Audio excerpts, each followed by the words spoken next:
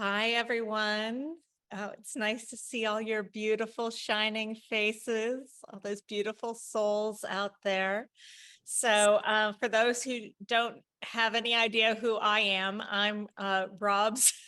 I'm Rob's wife, and I'm a channel. I channel a collective consciousness that we name or call by the term beings of light.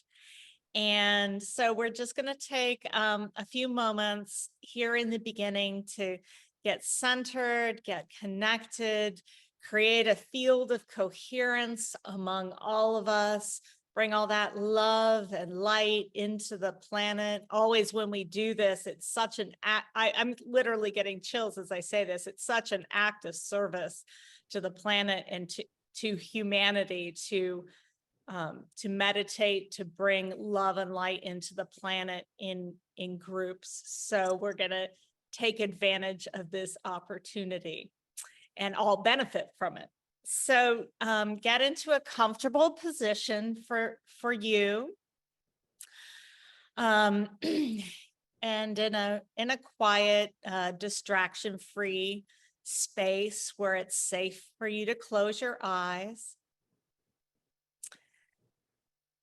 And just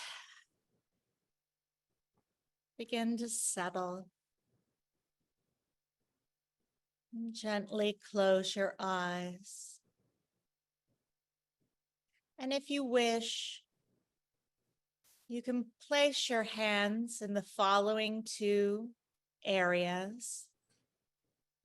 You can place the left hand on your heart area and your right hand approximately just below your navel,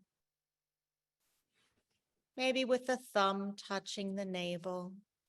But this can gravitate up or down if it just feels intuitively right.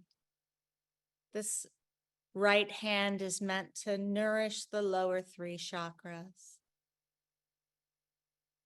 And if for any reason these hand positions aren't comfortable, then you can just relax and allow your hands to be in whatever position they naturally want to be in.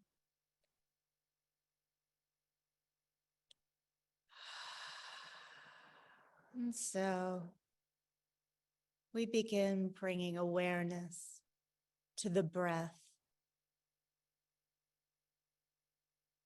that rhythm of life that is with you always,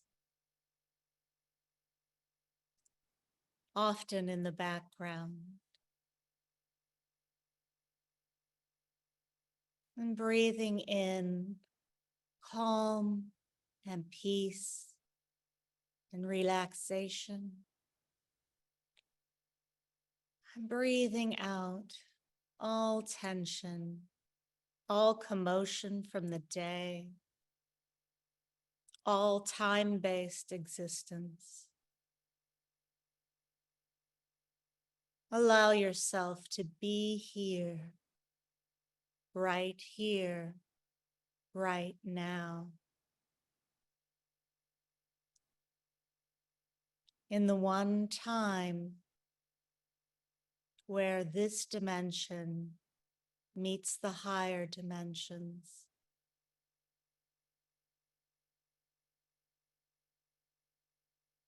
The present moment is always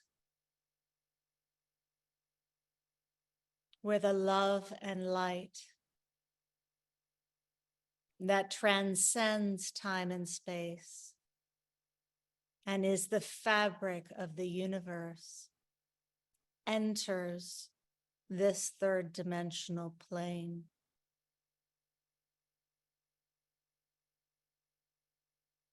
It is the only true moment of power and true moment of aliveness.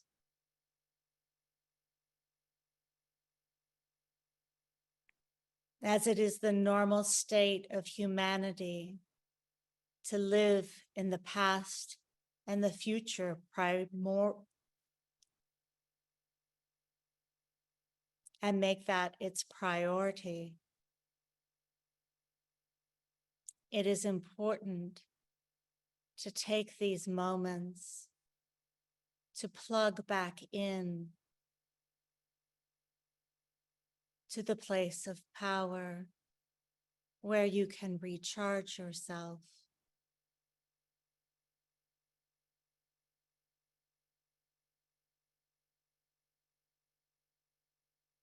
So with every in-breath, breathe in that love and light that is now, that love and light that is the field of your being. And breathe out all that is not so, all that obscures this truth, this ultimate reality.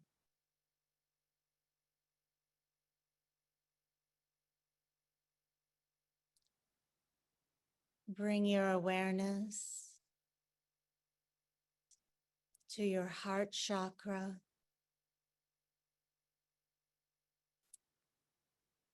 And feel the subtle emanation of love there.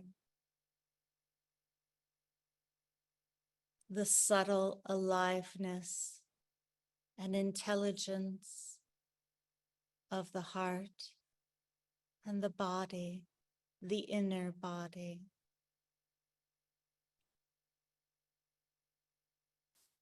When we say body, we mean the field of energy that actually precedes your physical body.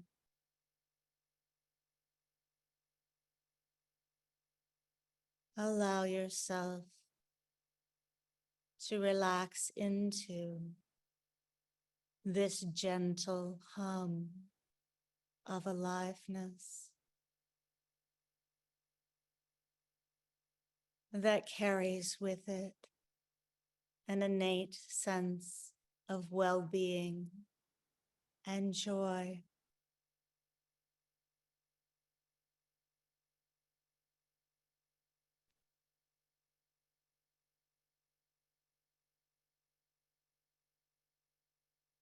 Begin to bring some awareness to the soles of your feet. Feel how they connect to and communicate with Mother Earth, with Gaia. Open and allow her beautiful golden energy to begin moving in through the soles of your feet into your body, beginning to fill and further resource all of your body, all cells, all nooks and crannies of your body. Gaia has such infinite energy. And when you allow her energy to fill you in this way, it never depletes her. It only amplifies her own energy. For she feels and you feel the joy of your merging. And so allow her energy to fill you from your feet all the way through your body, up to the very top of your head, to your crown chakra.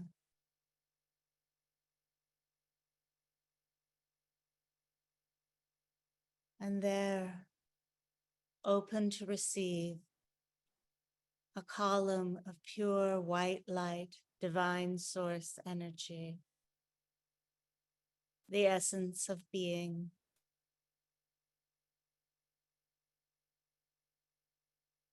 Allow this energy to also permeate all of your body, moving down into your torso and all of your limbs, and out through the soles of your feet, rejoicing as it merges with Mother Earth again.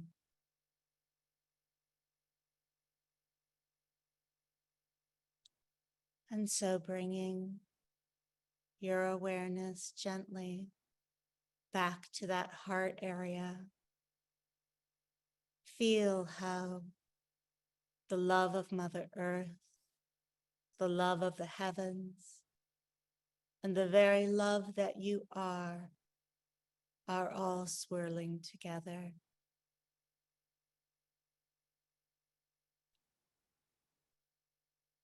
This is but a tiny, tiny taste of the truth of you, of the truth of any and all beings, of the truth of reality.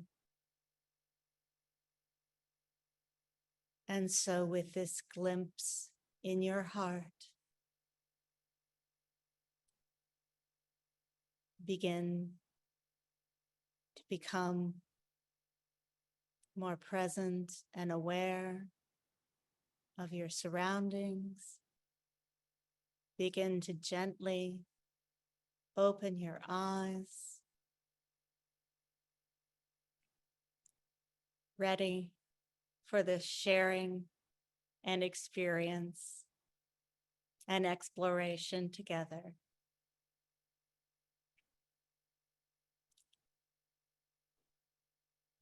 All right, welcome everybody. Wave if you can hear me. Okay, very good. Thank you, Liesel. Thank you, Beings of Light. They're very good at that, aren't they? I think so. I'm going to talk just very briefly, and then we'll just open up for questions and discuss whatever you would like to talk about. Now, I recognize some of you, and I think there are a handful of people here who have already heard what I'm about to say. So if that's the case, just bear with me, please. It won't take long. Think of it as a good review. But I want to give everybody the same basic information about me and about pre-birth planning so that we're all on the same page.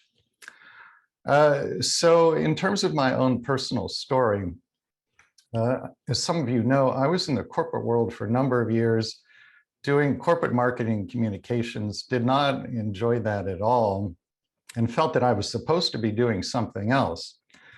And I had no idea what that was, nor did I have any idea how to figure out what it was. And then in the spring and summer of 2003, three very important and pivotal things happened within a short time period of each other that put me on the path that I'm still on to this very day. The first thing that happened is that I had a session with a medium, my first session ever, in which I was introduced by my spirit guides to the idea of pre-birth planning. The medium started the session by saying to me, "Your spirit guides are here." And I said, "What is a spirit guide?" I'd never even heard the term before. So she explained that, and then she said, "Your guides would like to speak directly with you." And she started to channel them. And the first thing they said to me right out of the box was, "You planned your life, including your biggest challenges, before you were born." And I just shook my head and I said, "Why in the world would I have done that?" And that question prompted them to launch into a very lengthy and detailed monologue in which they went through all of my major life challenges one by one and explained to me why I had planned them. And what was really impressive about this is that they knew what all of my challenges had been without me telling them anything about myself, nor had I told the medium anything prior to the session. So as you can imagine, if you're talking to beings who know literally everything about you without you telling them anything, that gives them quite a bit of credibility. So I came out of that session with the medium with my mind blown wide open, and I thought about this perspective constantly. And the effect that it had on me was that it really created quite a deep healing, because it allowed me for the first time to see deeper meaning to challenges that previously had appeared to be pointless and meaningless suffering. And that was when I first started to think about writing a book on the subject. The second pivotal thing that happened within a very short time of the session with the medium, I was introduced to somebody who has the ability to go into trance and channel her soul, her higher self. So I spent about 15 hours speaking directly with this person's higher self, and her soul explained to me how pre-birth planning works, why we plan challenges, which ones she had planned and why, which ones had been discussed in her pre-birth planning but were not chosen and why not. And so this tremendous volume of information came forward that really served as the foundation for all of the books that I later went on to write. And then the third pivotal thing, and this is the most important by far, I had what is sometimes referred to as a spiritually transformative experience, or STE, in which I was doing nothing more than walking down the sidewalk in the middle of the afternoon, taking a break from work. And I had this experience in which every time I looked at another person, this feeling of pure, overwhelming, divine, unconditional love for that person would wash over me. And when I say divine, unconditional love here, those are the words that are closest in the English language to what I was experiencing, but there really are no words that even come close to describing it. All I can tell you is that this was not a human kind of love. It was so powerful and so pure and so overwhelming and so uplifting. The only term I can think to use is divine, unconditional love. And you could say that I was caused to know. I was caused to know in this experience that we as souls are made literally from that divine unconditional love. Now, what I didn't know at the time, but it became clear a couple of years later, was why this experience was happening. A couple of years down the road, by that point, I had looked at a number of pre-birth plans for my first book. And what I found, without exception, in every single person's pre-birth plan that I examined, the plan was always based on complete unconditional love for every single person involved. And this was true even when great challenges were being planned, and even when quote unquote negative roles were being scripted for other people. It was always based on complete unconditional love for every single person involved. And then I realized, that experience that I had walking down the sidewalk a couple of years ago, that was given to me so that when I found this result in my research, I would know that what I was finding was accurate, that it was correct. And that's why I can sit before you tonight and say to you with complete confidence and complete certainty, we as souls are made from the energy of unconditional love, and everybody's pre-birth plan is based on complete unconditional love for every single person who is in the plan. So that, in a very brief nutshell, is how I came to do the work that I'm doing now. I want to quickly review with you the 5 main reasons why we plan big challenges before we're born, and then we will just open it up to questions and talk about whatever you would like to talk about. If you are not familiar with this information, this would be a good thing to take notes on. I'll give you a moment to find a pen and paper.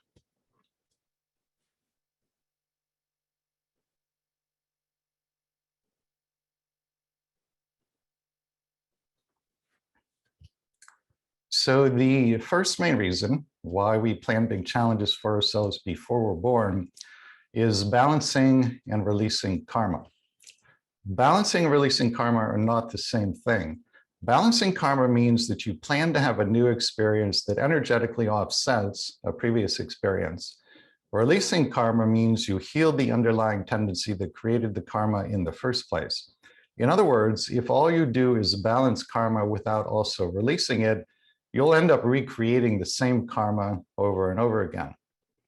The example I always like to use for balancing karma is 2 people who had a past life together in which one was ill and the other person was that person's caregiver.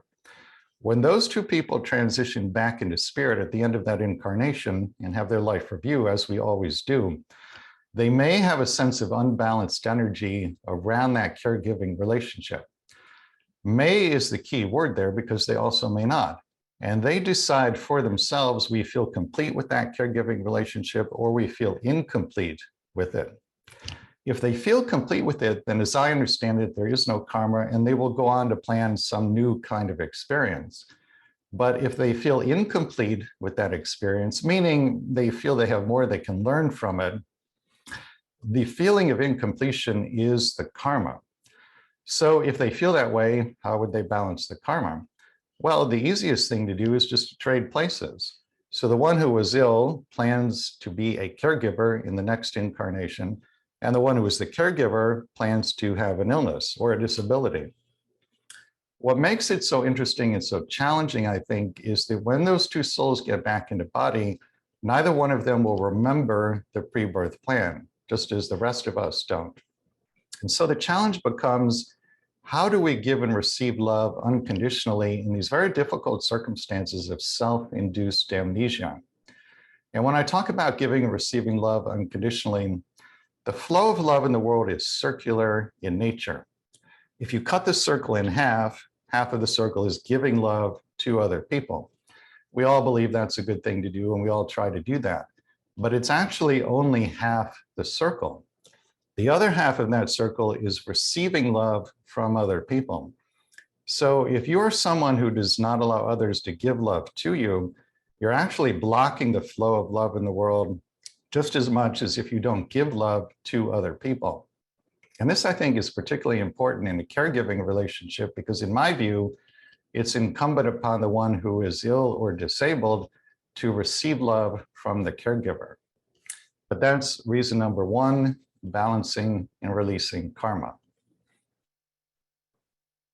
The second main reason for planning challenges is healing. And the example I like to use is from my first book, Your Soul's Plan. Those of you who have read it, you know there's a chapter about the pre-birth planning of deafness and blindness. The deafness story is about a young African-American woman named Penelope. She was 24 when I interviewed her for the book. She was born completely deaf in both ears. Working with one of the mediums on the team, we went into Penelope's pre-birth planning session and heard the conversation she had with her guide when the deafness was planned. And what we find out as we listen to that conversation is that in the lifetime immediately previous to this one, she had the same mother she has in this lifetime. And in that past life, when she was a little girl, she heard her mother shot to death by the mother's boyfriend. Now, she didn't actually see the murder, but she heard the gunshots that led to her mother's death. Understandably, she was quite traumatized by that, so much so that it led her to suicide later in that incarnation. So Penelope returned to spirit from that lifetime with what you could call an energy of unhealed trauma, which now needs to be healed. In the pre-birth planning session, her guide says to her, "My dear, would you prefer to be born deaf so that no similar trauma will happen to you again, and so that you can complete your healing from the last lifetime?" And she says, "Yes, that is what I want and what I wish to do." And then what follows is a fascinating dialogue in which she and her guide work out the details of the deafness. That's reason number two for planning challenges before we're born, healing. The third main reason for planning big challenges before birth is a desire to be of service to others. This desire to be of service, this is in literally every single pre-birth plan I've ever looked at. It's always there in some form or another to one degree or another. The way I look at this orientation towards service is that it's a natural expression of oneness consciousness, which is our natural state of consciousness when we're home on the other side. In other words, let's say that you and I are back on the other side and we're planning an incarnation together. And you experience, you perceive that I am literally you. It's not just an intellectual concept the way it is here. You actually have the experience that I am you. Well, then, of course, you will want to be of service to me. And conversely, if I experience that you are literally me, then, of course, I will want to be of service to you. So this orientation towards service, which again is in everybody's pre-birth plan in some form, I think is a natural expression of oneness consciousness, which is our natural state of consciousness when we're home in the non-physical realm. The fourth main reason And this, I think, is the big one out of the 5, is a desire to experience contrast. Now, let me explain what I mean by this. I shared with you a couple of minutes ago the spiritually transformative experience I had walking down the street that day. The non-physical realm we come from, as I understand it, is a realm of complete unconditional love. So if we as souls are made from the energy of unconditional love, which is what I was caused to know walking down the street that day, and if we are in this realm of only unconditional love, that means that we experience no contrast to ourselves, which in turn means we don't fully understand or appreciate who or what we are. We don't understand what it means to be a being made from the energy of unconditional love. And so I think what we as souls are doing here on the physical plane is that we have come for the experience of what you could call the not love, which we would all agree there's a lot of, because through that experience, through that contrast, by the time you go home at the end of an incarnation, you understand much more deeply what unconditional love really and truly is, which is another way of saying you now have a much more profound self-knowing. That's reason number 4, experiencing contrast.